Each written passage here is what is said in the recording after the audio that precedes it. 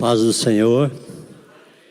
Aproveitando que a igreja está de pé, nós vamos ler o texto que está em Filipenses, capítulo 1, versículo 27 ao 30.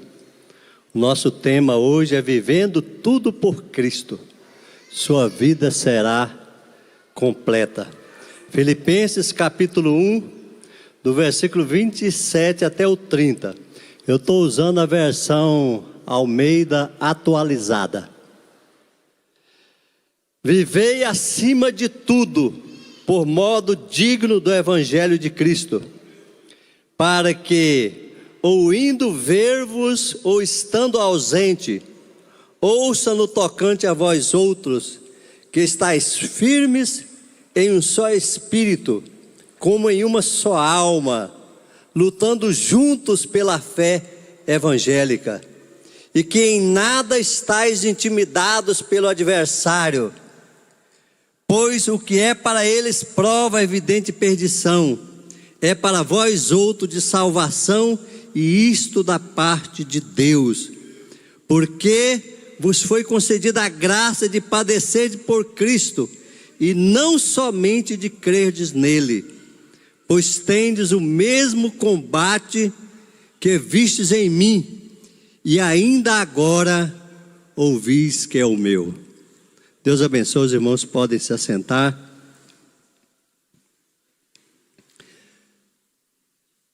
Existe um hino da harpa que ele retrata muito bem o tema dessa mensagem dessa noite. Esse hino é o hino 108. E no 108 da harpa ele fala: lutemos todos contra o mal e vamos a Jesus seguir. Ele é o nosso general e a glória do porvir. Esse é o coro do hino 108 da harpa cristã. Lutemos todos contra o mal e vamos a Jesus seguir. Ele é o nosso general e a glória do porvir. Irmãos, esse tema de hoje, ele fala de batalha. Ele parece não significar, pelo que foi apresentado aqui, vivendo tudo por Cristo, sua vida será completa. Talvez você pensasse que eu ia abordar alguma coisa na área financeira, mas na verdade o tema de hoje, ele enfoca a questão de batalha. Em nossos dias é notório como o adversário se levantou contra a igreja e contra a sua mensagem. Nós estamos vivendo dias difíceis, já profetizados na Bíblia. E se existe uma palavra que descreve a vida cristã, nós podemos usar essa palavra como guerra. Nós estamos em guerra, nós estamos numa grande batalha espiritual. O inimigo, ele se levanta para destruir a fé, usando pessoas, usando os governos e usando até pessoas mais próximas, familiares, para enfraquecer e levar muitos cristãos a abandonarem a fé nesses últimos dias. Então nós estamos numa guerra, nós estamos numa batalha espiritual, nós estamos num desafio muito grande. Infelizmente muitos cristãos ainda estão dormentes e não percebem a situação que nós estamos vivendo nos dias atuais. Paulo, ele, quando escreveu aos Filipenses, a cidade de Filipos era uma colônia romana situada na Macedônia.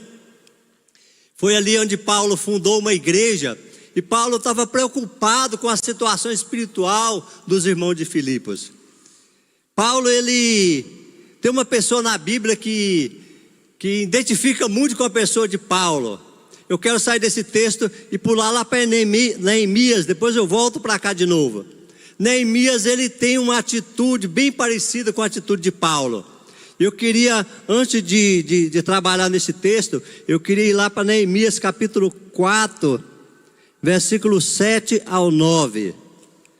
Neemias capítulo 4, versículo 7 ao 9. Ouvindo Sambalate e Tobias, os arábios, os amonitas, os asdoditas, que a reparação do muro de Jerusalém ia avante, e que já se começava a fechar-lhes as brechas, ficaram sobremodo irados, E ajuntaram-se todos de comum acordo para vir atacar Jerusalém e suscitar confusão ali. Olha a atitude de Neemias. Nós, porém, oramos ao nosso Deus e como proteção pusemos guarda contra eles de dia e de noite. Olha que atitude de guerra, irmãos. Neemias, ele primeiro orou a Deus, porque a nossa vitória vem do alto. Primeiro nós temos que dobrar os nossos joelhos e colocar a nossa vida naquele que resolve a nossa situação. E segundo, nós temos que agir. A Bíblia diz que Neemias orou ao Senhor. E o que ele fez? Colocou guarda contra os inimigos de dia e de noite. A nossa luta é dioturna, de dia e de noite. Nós não podemos vacilar. Neemias estava reconstruindo os muros. Deus estava trazendo o povo de volta. E Neemias, ele foi o homem que Deus usou para reconstruir os muros de Jerusalém. E o versículo 17 é mais interessante ainda. Ele fala assim, ó: os carregadores por si mesmo tomavam as cargas, cada um com uma das mãos fazia a obra e com a outra segurava a arma. Aleluia! Isso aqui é o representante, é o símbolo da verdadeira igreja que batalha. Uma mão fazendo a obra e a outra segurando as armas, guerreando, não vacilando, estando atento 24 horas por dia, porque nós sabemos que nós estamos no campo minado. E se você for lá para o capítulo 6 de Neemias, versículo 2 até o 4, ele fala assim: Sambalate e Gesem mandaram dizer-me: vem, encontramo-nos nas aldeias do vale de Ono. Porém tentava fazer-me mal. Enviei-lhe mensageiro a dizer: estou fazendo grande obra, de modo que não poderei descer. Por que cessaria a obra enquanto eu deixasse fosse ter convosco? 4 vezes me enviaram o mesmo pedido, porém eu lhe dei a mesma resposta. A perseverança. 4 vezes Neemias foi desafiado, foi intimidado, mas ele manteve a mesma posição. Ele não arredou os pés, porque ele tinha um propósito. Aleluia! E é somente vivendo em Cristo, vivendo tudo por Cristo, que a nossa vida pode ser uma vida completa. Voltando para Filipenses, nós sabemos que hoje não é diferente. O inimigo, ele quer parar a obra de Deus. Se usa de todos os artifícios de mentira, de engano, de perseguição, tentando distrair os cristãos. Infelizmente, muitos deixaram se levar e se perderam no caminho, na jornada. E Paulo estava preocupado com os irmãos de Filipos, preocupado com a igreja. E Paulo dá algumas recomendações. Eu vou pregar nessa noite um sermão expositivo baseado desse texto que nós lemos de Filipenses, dentro das recomendações daquilo que Paulo desejava para a igreja de Filipos, para que eles pudessem viver tudo por Cristo, vencer a batalha, ter uma vida vitoriosa em Cristo. Paulo queria que eles vencessem.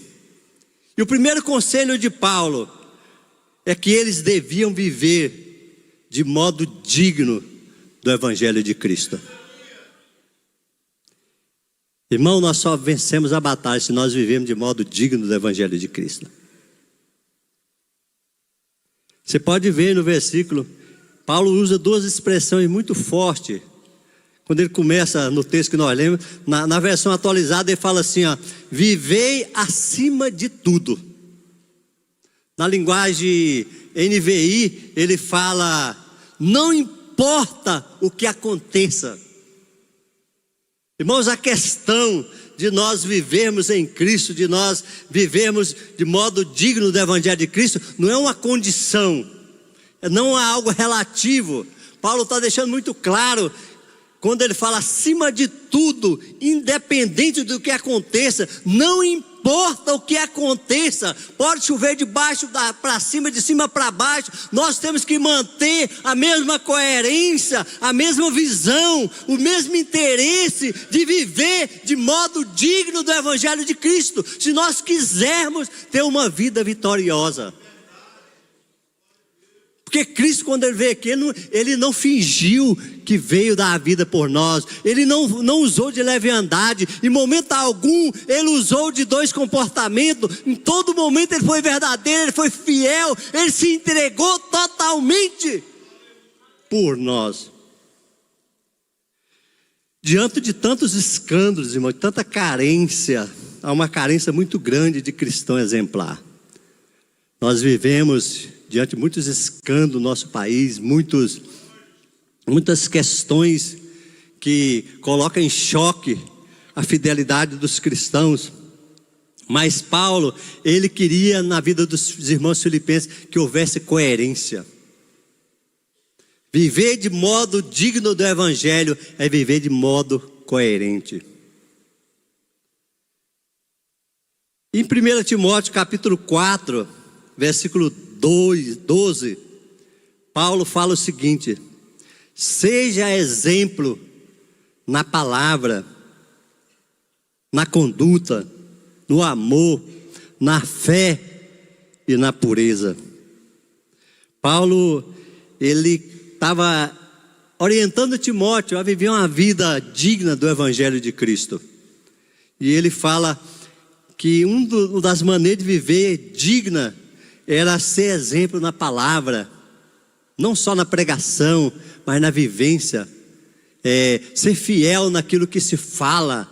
Quantas pessoas que falam uma coisa e vivem outra, promete e não cumpre, não tal dia, tal hora e não aparece, né? São os compromissos que não são verdadeiros, são afirmações que não são coerentes. Irmãos, nós estamos num campo minado, nós estamos sendo observados, nós estamos sendo filmados. Você já viu aquela plaquinha, sorria, você está sendo filmado? Nós estamos sendo observados e filmados 24 horas por dia. Por isso nós devemos viver de modo digno do evangelho de Cristo. Na palavra, na conduta, a questão de ser espelho, no amor, na fé e na pureza. Não viver uma vida de contaminação, uma vida de impureza. Você sabia que muitas pessoas, na verdade a maioria não lê a Bíblia, né? Todos nós sabemos disso. Mas tem um detalhe, as pessoas não lêem a Bíblia, mas leem o quê? Leem a vida dos cristãos. É muito interessante, as pessoas não leem a Bíblia, mas leem a vida dos cristãos. Quando você está fazendo tudo certinho, eles fazem de conta que não está entendendo, não está vendo nada. Mas quando você pisa na bola, aí você vai ouvir. Mas você não diz que não é isso? Você não diz que não é cristão? Porque eles leem a vida do cristão. E nós precisamos, irmão, viver de modo digno do evangelho. Nós precisamos viver de maneira digna. Viver de modo digno do evangelho é exercer a cidadania cristã de modo digno. Quando nós exercemos a cidadania de modo digno, nós conferimos crédito à pátria celeste e nós glorificamos a pessoa de Cristo. Nós estamos dizendo que a vida celestial ela é santa, ela vale a pena. Nós estamos valorizando a vida celestial, que as coisas de Deus são santas, são perfeitas. E quando as pessoas veem isso, eles têm vontade de ter uma vida diferente. E nós glorificamos a pessoa de Cristo. Não é ser um bom cidadão apenas por amor à cidade, mas é ser um bom representante do povo celestial, mediante ações corretas. Representar bem o reino celestial, é isso que nós precisamos. Boas ações mostrarão o valor e o poder do evangelho. O apóstolo Paulo, lá em Romanos 1,16, ele fala assim: eis que eu não me envergonho do evangelho de Cristo, porque ele é o poder de Deus para a salvação de todo aquele que crê. Quando nós vivemos de uma maneira digna do evangelho de Cristo, nós mostramos o valor e o poder que o evangelho de Cristo tem para transformar e para libertar a vida de outras pessoas. E muitas pessoas veem isso e eles aceitam, e eles têm uma experiência diferente na vida pessoal com Cristo. é não criar obstáculos ao Evangelho. Efésios capítulo 4, versículo 1. Olha o que Paulo diz lá em Efésios 4, 1. Andem de modo digno da vocação a que foste chamado. Valorize o sacrifício que Cristo fez por você. Ande de modo digno da altura daquilo que Cristo ofereceu lá na cruz para nos resgatar. Irmão Paulo, ele fala que ele queria ouvir falar do comportamento dos irmãos de Filipos. Mesmo que ele estava preso em Roma, e ele fala que para orar por ele, que tinha desejo ainda de ver os irmãos, mas se ele não chegasse a ver os irmãos pessoalmente, ele queria pelo menos ouvir falar que os irmãos estavam andando de maneira digna do Evangelho de Cristo. Outro desejo que Paulo tinha para os cristãos de Filipe era que eles permanecessem firmes em um só espírito. Aí no versículo 27 ele fala: a vós outros que estáis firmes em um só espírito. Em um só espírito, irmão, ele está falando no espírito aqui, talvez não seja o Espírito Santo, ele está falando do espírito humano. Em um só espírito é numa mesma mentalidade, numa mesma maneira de pensar, em um mesmo entendimento do propósito de Deus. Nós vivemos em época de muita divergência, de muitas divisões, de muitas ideias contrárias, ideias de oposições. É verdade que não é tudo que nós devemos concordar, mas nós devemos andar em harmonia com aquilo que a Bíblia nos ensina. E Paulo queria que os irmãos permanecessem em um só espírito. Se nós quisermos viver tudo por Cristo e ter uma vida completa, nós precisamos aprender a permanecer firmes em um só espírito, em uma só harmonia, viver em paz, visando um esforço comum para o avanço do Evangelho de Cristo. Em 1 Coríntios capítulo 1, versículo 10, Paulo retrata isso que nós acabamos de falar. 1 Coríntios 1,10, ele fala assim: esteja de acordo com aquilo que fala, que não haja divisão entre vós, sejam unidos no mesmo modo de pensar e no mesmo propósito. Isso é o retrato de uma igreja vitoriosa, de quem está em harmonia, está sob a égide do Espírito Santo, está focado no alvo central que é Cristo. Isso faz parte de alguém que está vivendo tudo em Cristo e que tem o desejo de ter uma vida vitoriosa e completa em Cristo Jesus. Permanecer firme em um só propósito é focar naquilo que é verdadeiro. Quantas vezes nós focamos em coisas irrelevantes? Você sabia que as pessoas que lidam com dinheiro, eles não estudam notas falsas? Eles estudam as notas verdadeiras. Eles focam no que é verdadeiro. Quando você conhece o verdadeiro e quando você encontra com o falso, você percebe rapidinho. Você tem que aprofundar naquilo que é a verdade, naquilo que edifica, naquilo que nos leva para o céu, naquilo que é o alvo. Aleluia! E quantas vezes a pessoa está ouvindo, quantas vezes uma vez um sobrinho meu mandou uma mensagem para mim, mostrando um vídeo na internet de coisa deturpada. Eu falei: rapaz, deixe de ouvir essas coisas, foca na verdade, moço, senão você vai ser enganado. Nós temos que focar naquilo que é verdadeiro, naquilo que edifica, que quando o falso chegar, a gente percebe com facilidade. Sem sentimento de rivalidade ou espírito faccioso. Existem muitas divisões e facções que às vezes nascem por ambições pessoais, nascem bem no seio da igreja, que o inimigo levanta focos de rebelião. Mas eu quero dizer uma coisa, irmãos: divisão é projeto do inferno. Você sabia que a primeira divisão ela aconteceu lá no céu? Você sabe qual o primeiro ministério que foi inaugurado, o ministério da divisão? Foi o ministério do inferno, chefiado por Satanás e seus demônios. Então divisão não é projeto de Deus, divisão é projeto do inferno.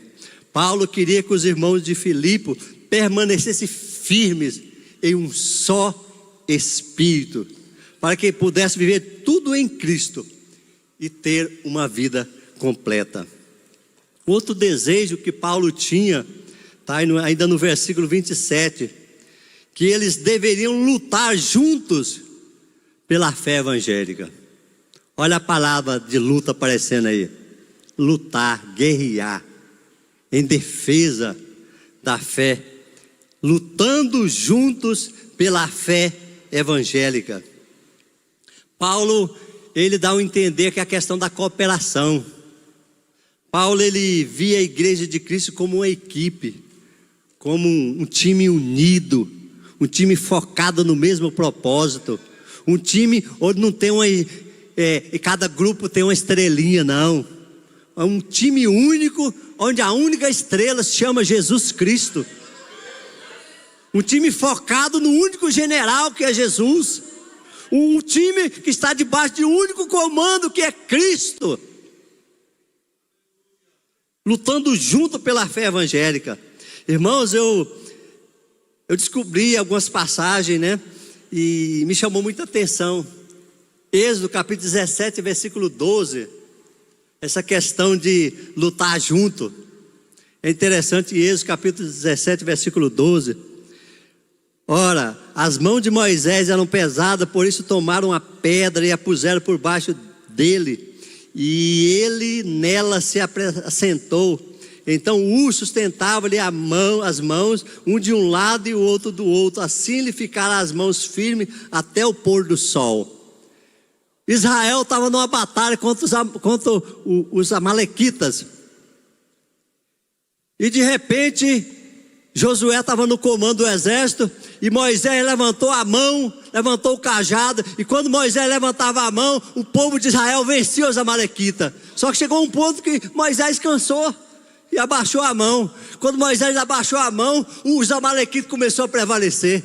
Israel começou a perder a batalha. Aí o que aconteceu? Arão e Hur foram lá, colocaram, um ficava do lado de Moisés e outro do outro, colocou uma pedra para Moisés sentar, e um segurou o braço de um lado e o outro segurou do outro, e as mãos de Moisés continuam levantadas, e o povo de Israel venceu a batalha. Por quê? Porque houve união. Aleluia! Estava lutando junto pelo mesmo propósito. É assim que nós vencemos como igreja, é um segurando as mãos do outro. Eu fiquei tão alegre quando eu vi a irmã Sueli. Depois de muito tempo eu dei um abraço nela. Estava orando todos os dias, né? Até hoje eu orei por ela. E hoje eu tive o privilégio de ver ela ali sentada no culto. Graças a Deus, né? Irmão, nós temos uma família do povo de Deus. Nós caminhamos unidos com o mesmo propósito, com o mesmo objetivo. Se alguém fosse egoísta, talvez Israel teria perdido a batalha. Outra passagem que me chama muita atenção está lá em 1 Crônicas, capítulo 12, versículo 38. 1 Crônicas, capítulo 12, 38. Todos esses homens de guerra postos em ordem de batalha vieram a Hebrom resolvidos a fazer Davi rei sobre Israel. Também todo o resto de Israel era unânime no propósito de fazer Davi rei. Unânime. Todo o povo, quando Saul morreu, Davi, o povo decidiu unanimemente com todos os guerreiros a colocar Davi como rei de Israel. Irmão, talvez fosse por isso que um dos motivos que o reino de Davi foi um reino tão vitorioso, por causa da unidade, de lutar junto. Eles foram unânimes, ninguém se levantou contra. Davi foi colocado no trono, houve uma unanimidade. E quando o povo é unânime, a igreja, quando é unânime, ela vence qualquer batalha. Aleluia. Ninguém faz nada sozinho, irmãos. Ninguém faz nada sozinho. Paulo via a igreja como uma ofensiva unificada, como um combate único, como uma equipe, como uma só alma. Você sabia que quando a igreja está unida, o inferno se dissipa? Quando a igreja está unida, os demônios se espalham, porque a união é a ferramenta forte de Cristo para a igreja. Quando os crentes estão unidos, o inferno ele perde a força, ele se divide, ele se confunde. Mas quando os cristãos estão divididos, o inferno se une. Quando os cristãos estão divididos, o inferno toma força, porque o inferno se alimenta da divisão. Porque o ministério do inferno ele foi inaugurado com base na divisão, com base na rebelião, com base no desrespeito, com base de todo tipo de comportamento nocivo. Mas quando a igreja está unida, o inferno perde as forças. Aleluia. Outro desejo que Paulo tinha para a igreja de Filipos é que eles não deviam se intimidar pelo adversário. Versículo 28. E que em nada estáis intimidados pelo adversário. Lá em 2 Timóteo capítulo 1, versículo 7, diz que Deus não nos deu o espírito de covardia, mas Deus nos deu o espírito de amor, de poder e de moderação. O crente covarde ele não vence a batalha. Na verdade, ele nem vai para a batalha. Quando Gideão foi preparar o exército, a primeira coisa que ele mandou foi os covardes voltar para casa. 70% foram embora, que era covarde. Tem uma expressão que diz: os covardes nunca tentaram. Isso é um slogan que tem na Escola Especialista de Aeronáutica, mas é uma verdade. Fala assim: os covardes nunca tentaram, os fracos ficaram no caminho, só os fortes conseguiram. Nós somos os fortes, irmão. Quem é forte aí? E diga ao fraco. Eu vou falar, o primeiro se repete o segundo. E diga ao fraco. Você não é forte por si mesmo, mas aquele que está em você, ele é forte. Aleluia. E porque ele está em você, você é forte. Aleluia. Não se intimidar pelo adversário. Quando Moisés estava passando o comando de Israel para Josué, Moisés não teve o privilégio de entrar na terra prometida. Ele estava passando o comando para Josué. Ele disse a seguinte palavra lá em Deuteronômio capítulo 31, versículo 6. Deuteronômio capítulo 31, versículo 6. Não temais, nem atemorizeis diante deles, porque o Senhor vosso Deus é quem vai convosco, não vos deixará e nem vos desamparará. Irmão, nós só podemos vencer porque Deus está conosco. Se Deus é por nós, quem será contra nós? Aleluia. 2 Crônicas capítulo 32, versículos 7 e 8. Essa é uma passagem muito forte. 2 Crônicas capítulo 32, versículos 7 e 8. Coloca para nós aí. 2 Crônicas 32, versículo 7. Sede forte e corajosos, não temais nem vos assusteis por causa do rei da Síria, nem por causa de toda a multidão que está com ele, porque um está conosco, um há conosco maior do que o que está com ele. Próximo.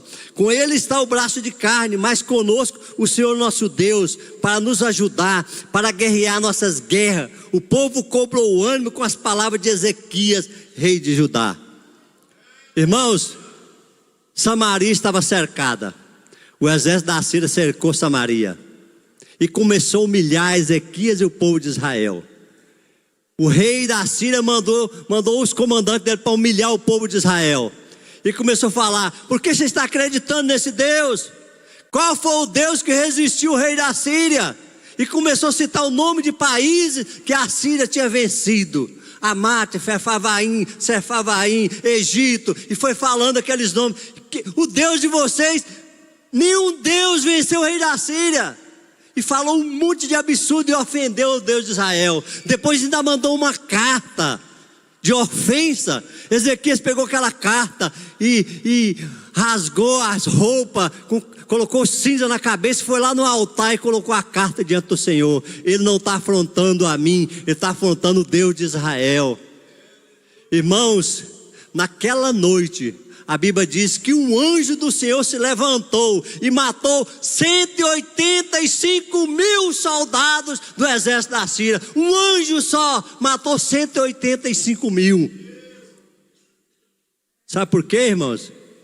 Porque eles não se intimidaram pelo adversário.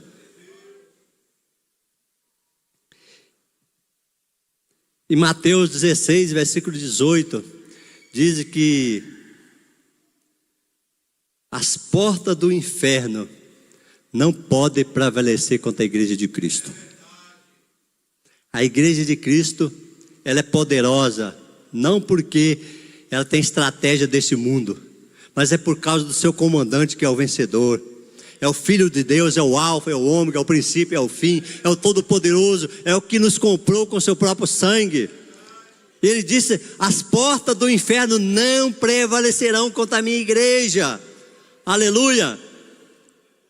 A igreja, ela não se intimida. Infelizmente, muitos cristãos fizeram aliança com o inimigo e hoje lutam contra a fé cristã. Muitos ficaram se intimidados por causa do inimigo e passaram para o outro lado, achando que ia ter um benefício maior. Tem muitos cristãos acendendo uma vela para Deus e outra para o capeta. Infelizmente, tentando, achando que vai ter benefício dos dois lados. Muitos líderes de igreja, líderes até de ministérios enormes, estão em pacto com entidades secretas para ver se tem benefício, para ver se vai ter melhores benefícios. Mas a igreja de Cristo, irmão, ela continua caminhando, ela continua dependendo, ela continua avançando, aleluia, ela continua confiando, ela não se intimida por causa do inimigo, ela não se assusta com o inimigo, porque quem está na frente é o grande general, aquele que tem suas vestes salpicadas com sangue vertido lá na cruz do Calvário. A Bíblia diz que o inimigo anda em derredor, rugindo como um leão, buscando a quem possa tragar. Nós conhecemos muito bem essa passagem. Mas uma verdade nós precisamos dizer, irmãos. Primeiro, uma coisa, que ele é um mentiroso. Ele é cheio de engano e de mentira. Segundo, ele não é leão coisa nenhuma. O nosso leão, o leão da tribo de Judá, que é Jesus. Aleluia. E outra coisa, ele não é todo poderoso. O nosso Deus que é o todo poderoso, o Criador do céu e da terra. Aleluia. E tem outra coisa também, o seu poder é totalmente limitado, porque ele está na coleira do todo poderoso. Ele só faz aquilo que Deus autoriza. Mas ele faz também, se você autorizar também. Quando nós autorizamos também, ele faz. Mas se nós andarmos em intimidade com Deus, não temendo, não intimidando pelo adversário, nós somos mais do que vencedores. Uma passagem interessante é aquela de Golias. Golias, o povo de Israel estava lutando contra os filisteus e Golias se levantou, um gigante de 3 metros de altura, com a espada super pesada. Irmãos, o povo de Israel, durante 40 dias, recebeu 2 mensagens de reprovação por dia. Uma cedo, outra de tarde. O psicológico do povo estava abalado. 2 mensagens de reprovação por dia durante 40 dias. O povo foi intimidado por Golias. Só que Golias, ele intimidou Israel, mas ele não intimidou Davi. Porque Davi confiou no poder do Todo-Poderoso. Porque quando alguém tenta intimidar o povo de Deus, ele está intimidando o cabeça da igreja. Ele está intimidando o Senhor da igreja, que é Jesus Cristo. E Davi, ele simboliza a igreja verdadeira, que luta confiando no poder do seu comandante. Lucas capítulo 10, 19 diz o seguinte: eis que eu vos dou poder e autoridade para pisar serpente e escorpião e toda a força do inimigo, e nenhum dano vos será feito. A igreja recebeu poder não para exibir, mas para viver uma vida vitoriosa, para viver tudo por Cristo, para que tenha uma vida completa em Cristo Jesus. E por último, Paulo, ele queria que os cristãos de Filipe entendessem o verdadeiro privilégio de sofrer por Cristo. Infelizmente, no nosso país, nós não entendemos muito disso, porque o nosso país, a gente não passa por isso. Pelo contrário, o excesso de liberdade religiosa que nós temos levou a caminhos desenfreados. Muitos comportamentos nocivos, pecaminosos, muitas desordens espirituais, né? A gente vê constantemente escândalos pipocando na mídia, fora aqueles que estão acobertados, que ninguém sabe do que está acontecendo. Mas Paulo, ele queria que os irmãos entendessem. Está no versículo 29, ele fala assim, ó: porque vos foi concedida a graça de padecer, não somente padecer por Cristo, não somente de padecer por Cristo, não somente credes em Cristo, mas também de padecer por Cristo. Em Atos capítulo 14, versículo 22, a igreja, ela nasceu no sofrimento. Somente para quem mora em país onde a liberdade cristã é cerceada, onde é proibido manifestações cristãs, que a gente começa a perceber essa verdade. Atos capítulo 22, quando Paulo e Barnabé foi fundando naquelas viagens missionárias, onde era fundada a igreja, olha a mensagem que eles davam para os irmãos. Eles passavam fortalecendo a alma dos discípulos, exortando-os a permanecer firme na fé, mostrando que através de muitas tribulações nos importa entrar no reino de Deus. Quantos cristãos do mundo passam por isso? Muitas perseguições e tribulações, enquanto nós estamos aqui, muitas das vezes até brincando com o evangelho de Cristo.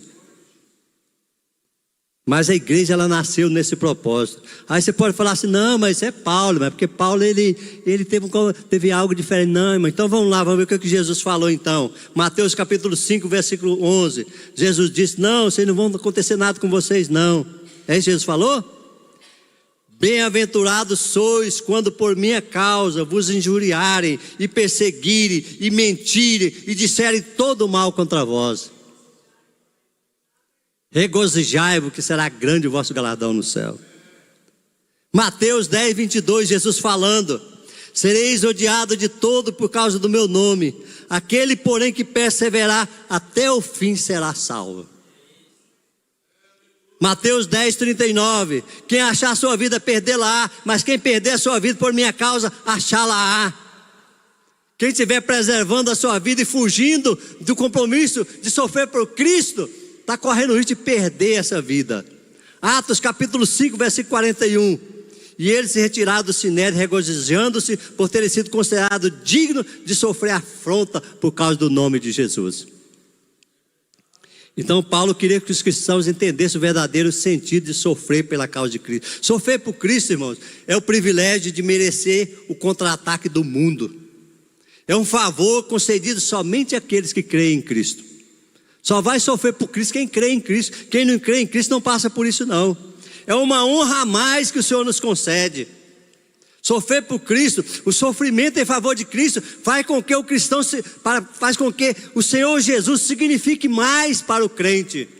Faz com que Jesus signifique mais para nós. Nós passamos a valorizar mais Cristo na nossa vida. Só que tem uma boa notícia, irmãos. Aqueles que beberem do seu cálice também participarão do seu reino. Glória a Deus, aleluia. E eu quero, já caminhando para o final, Hebreus capítulo 11, eu não poderia de ler essa passagem. Um homem lá do Antigo Testamento, trazendo uma lição para nós dos dias atuais. Hebreus capítulo 11, versículo 23 ao versículo 26. Hebreus capítulo 11, versículo 23. Pela fé Moisés, apenas nascido, foi ocultado por seus pais durante 3 meses, porque viram que a criança era formosa. Também não ficaram amedrontados pelo decreto do rei. Olha aí, irmãos, não ficou amedrontado, não teve medo de ser perseguido. Moisés nos dando exemplo, não ficaram amedrontados pelo decreto do rei. Pela fé Moisés, quando já homem feito, recusou, a palavra aí, recusou ser chamado filho da filha de Faraó. Ele recusou, preferindo o quê? Outra palavra forte aí, preferindo antes ser maltratado com o povo de Deus, do que usufruir dos prazeres transitórios do pecado. Porquanto considerou o quê? Outra palavra, o opróbrio de Cristo por maiores riquezas do que os tesouros do Egito. Por quê? Porque contemplava um grande galardão. Aqueles que forem fiéis e submeter ao propósito de Cristo, mesmo diante de perseguição, vai receber um grande galardão. A igreja santa, ela não se curva diante das propostas do mundo. Lá em Apocalipse 2,10 diz: ser fiel até a morte e te darei a coroa da vida.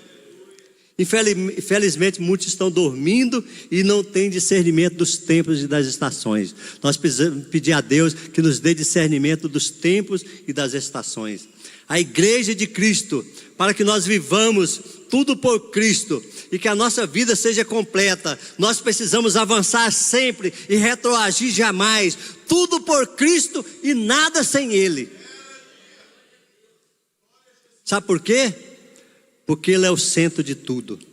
Tudo está convergido nele. Ele é o alfa, Ele é o ômega, Ele é o princípio e fim. Tudo começa nele e tudo termina nele. Ele tem o controle de todas as coisas. Quem viver por Cristo vai ter tudo de Cristo. Eu queria que você repetisse essa palavra para eu terminar. Quem viver por Cristo vai ter tudo de Cristo. Isso é vida completa. Amém? Deus abençoe. Eu agradeço a oportunidade.